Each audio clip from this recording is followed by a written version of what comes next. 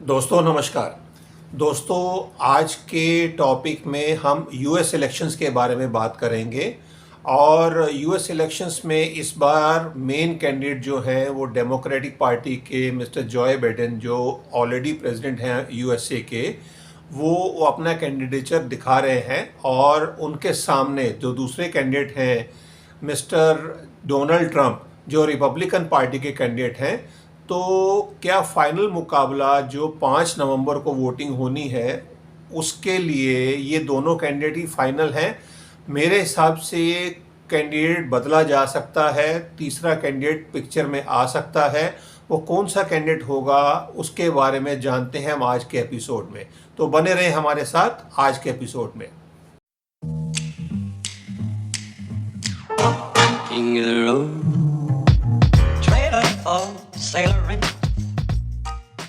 दोस्तों, जो 2024 का साल है ये दुनिया भर में कंट्रीज़ के लिए बहुत ही इम्पोर्टेंट ईयर है।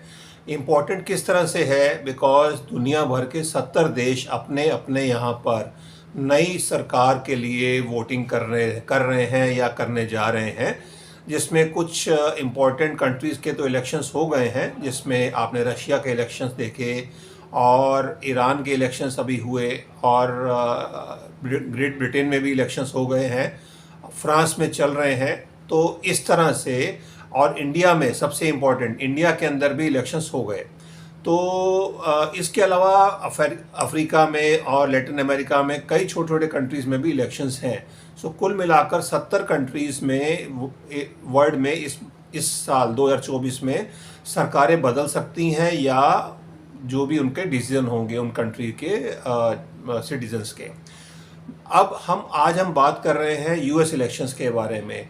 दुनिया की सबसे बड़ी सुपर पावर यूएस, जिसके इलेक्शंस 5 नवंबर को होने हैं, वहाँ पर क्या सिनेरियो है और क्या सीन बन रहा है। तो जिस तरह से अभी का इलेक्शंस हैं उसमें डेमोक्रेटिक पार्टी के कैंडिडेट जॉय बाइडेन, जो 81 ईयर्स की एज में आ गए हैं और वो अपना दमखम दिखा रहे हैं, अपने कैंडिडेचर दिखा रहे हैं। अब उनके सामने जो रिपब्लिकन पार्टी के डोनाल्ड ट्रंप, वो सेकंड टर्म के लिए इलेक्शन में आ रहे हैं। लास्ट टाइम वो डिफीट हो गए थे जॉय बाइडेन से, और उनकी एज आज की तारीख में 78 ईयर्स की है। तो ये दोनों कैंडिडेचर के लिए फिटमेंट है इनकी, नहीं है, उसके बारे में हम आज के एपिसोड में डिस्कस कर रहे हैं। अभी जो फर्स्ट प्रेसिडेंशियल डिबेट हुई थी 27 जून को, तो इलिनॉइस में, शिकागो में, तो उसके अंदर डोनाल्ड ट्रंप ने लीड ली in compare to Joe Biden. Joe Biden ने जो अब डिबेट में अच्छा नहीं कर पाए, उसके रीज़न बताए थे। उन्होंने अपने रीज़न बताए कि वो थके हुए थे, फॉरेन ट्रिप से आए थे और उनको कुछ कोल्ड भी था। बट कुल मिलाकर वो डिबेट में सक्सेस नहीं ले पाए। तो क्या हम इलेक्शन में ये दोनों कैंडिडेट को देखेंगे और डोनाल्ड ट्रंप उसमें जीतेंगे? अभी कुछ नहीं कहा जा सकता। बट इसमें एक एंगल नया आ रहा है और उसमें ये कैंडिडेट ये आ रहा है कि जो डेमोक्रेटिक पार्टी है वो ये चाह रही है, या उनके सीनेटर ये चाह रहे हैं कि इस बार जॉय बाइडेन सेकंड टर्म के लिए रन ना करें और उनकी जगह दूसरा कैंडिडेट आए। अब बिल्कुल लास्ट स्टेज के ऊपर कैंडिडेट चेंज करना रिस्की भी हो जाता है किसी भी पार्टी के लिए, क्योंकि अब जुलाई का महीना है, इसमें 15 तारीख से 18 तारीख के बीच में रिपब्लिकन पार्टी की जो कन्वेंशन होनी है, जिसमें डोनाल्ड ट्रंप के बारे में फाइनल स्टैंपिंग लगनी है, वो तो खैर क्लियर है। और उसके बाद अगले महीने में जो अगस्त में 19 से 22 अगस्त को डेमोक्रेटिक पार्टी के फाइनल कैंडिडेट की स्टैंपिंग लगनी है। उसमें अभी तक तो जॉय बाइडेन अड़े हुए हैं कि मैं ही सेकेंड टर्म के लिए जा रहा हूँ।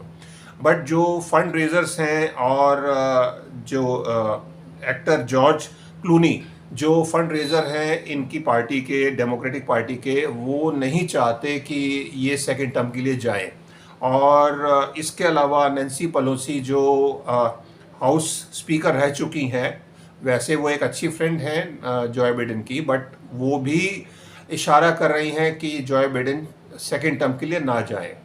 और इसके अलावा दूसरे जो करीबन 8 सेनेटर जो हैं वो डेमोक्रेटिक पार्टी के, वो भी ये चाह रहे हैं कि जॉय बिडेन सेकेंड टर्म के लिए ना जाएं। तो दिन ब दिन जो डे बाय डे ये एक कंसेंसस बनती जा रही है जॉय बिडेन के अगेंस्ट कि वो सेकेंड टर्म में ना जाएं, क्योंकि उनके होते हुए जब सेकेंड डिबेट होगी वो सितंबर में होगी, 10 सितंबर को, और उसमें वो अच्छा फेयर नहीं कर पाएंगे डेमोक्रेटिक पार्टी के कैंडिडेट के हिसाब से, तो उनके हारने का चांस ज़्यादा हो जाएगा। अब लास्ट मोमेंट के ऊपर डेमोक्रेटिक पार्टी के जो ऑप्शंस हैं वो काफ़ी लिमिटेड हैं। तो अभी हाल फिलहाल में ही डेमोक्रेटिक पार्टी ने मिशेल ओबामा से बात की, जो बैरक ओबामा की वाइफ हैं, कि आप इलेक्शन में हमारी पार्टी की तरफ से आप कॉन्टेस्ट करें डोनाल्ड ट्रंप के सामने। बट उन्होंने कैटेगोरिकली मना कर दिया कि I will not stand for US elections. So अब कुल मिलाकर जो ऑप्शन बचते हैं वो डेमोक्रेटिक पार्टी के पास वो यही है कि वो कमला हैरिस को प्रमोट करके उनको यूएस इलेक्शंस में फाइनल कैंडिडेट अपना अपॉइंट करें। तो कमला हैरिस जो वाइस प्रेसिडेंट हैं आज की तारीख में जॉय बिडेन के अंडर हैं और currently vice president US president की हैं। तो वो यंग भी हैं, मतलब as compare to Joe Biden 59 years की एज है उनकी, और उनका अच्छा एक्सपीरियंस है। तो उनको कैंडिडेचर मेरे हिसाब से बनाया जा सकता है जॉय बिडेन को हटाकर। अब जॉय बिडेन को जो हटाने के कई रीजंस हैं, भले ही वो खुद से नहीं हटना चाह रहे हैं। जॉय बिडेन को चेंज करने के कई रीज़न हैं, बिकॉज वो कई बीमारियों से आज की तारीख में ग्रसित हैं। इसमें स्लीप एपनिया, उसमें जो खड़े खड़े सो जाते हैं वो हैं, एल्जाइमर डिजीज़ है, पार्किंसन डिजीज़ है। तो कुल मिलाकर वो हेल्थ ग्राउंड के ऊपर उनको हटाने का केस बनता है। तो अगर वो हटते हैं या उनको हटाया जाता है पार्टी की तरफ से, तो लास्ट ऑप्शन में कमला हैरिस ही एक कैंडिडेट बनती हैं जो यूएस प्रेसिडेंशियल के लिए इलेक्शंस के में डेमोक्रेटिक पार्टी की कैंडिडेट हो सकती हैं। अगर वो कैंडिडेट होती हैं यूएस इलेक्शंस में और वो जीत जाती हैं, तो यूएस हिस्ट्री के अंदर वो फर्स्ट फीमेल कैंडिडेट होंगी, फीमेल प्रेसिडेंट हो सकती हैं। तो ये भी एक बड़ा दिलचस्प केस होगा देखने का कि वो जीतती हैं या नहीं जीतती हैं। उनका नाम या जॉय बिडेन का हटने का फाइनल डिसीजन वो 19 से 22 अगस्त की जो डेमोक्रेटिक पार्टी की कन्वेंशन होनी है अगस्त में, उसमें फाइनल डिसाइड हो पाएगा। और लेट्स सी, देखते हैं बिकॉज फाइनल क्या होता है।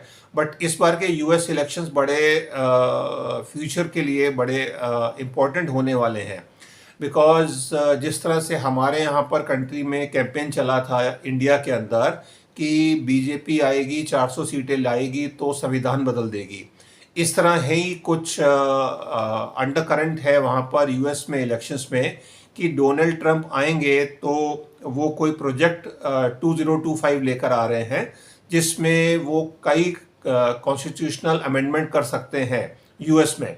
तो वो एक डर भी है और वहाँ की एक अंडर करंट है। भले ही ये कैंपेन डेमोक्रेटिक पार्टीज ने शुरू किया हो, बट वो जिसको ट्रंप अपने आप को अलग भी कर रहे हैं इससे, बट फाइनल क्या होगा, क्या निकलेगा, वो तो जब ट्रंप जीत कर आएंगे या फाइनल जब डिसीजन होगा उसमें मालूम पड़ेगा।